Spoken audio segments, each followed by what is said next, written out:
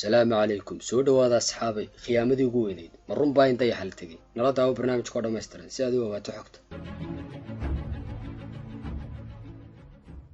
saacadu markaa 9:30 am July 16 1969 caalamku gabi ahaanba wuxuu daawanayay sagootintii dayax-gacmeedkii Apollo 11 oo ka duuliyay madaarka dayax-gacmeedyada ee Kennedy Space Center ee waddanka USA dayax-gacmeedka ayaa waxa saarnaa 3 arbixiyeen oo kala ahaa Neil Armstrong, Buzz Aldrin iyo Michael Collins.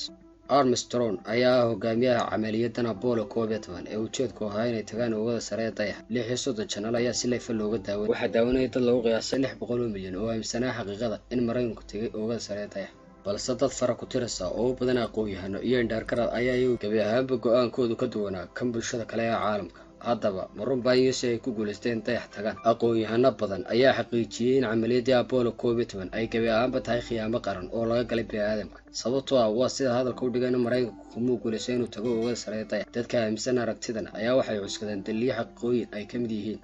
xakeeyadan xidigay ka muuqan jiray hawada sare marka loo fiirsado muuqaalkii laga soo duubay dayax-gacmeedkii Apollo 11 waxa gabi ahaanba aan cirka ka muuqan wax xidig ah waxa muuqda kaliya cirmidu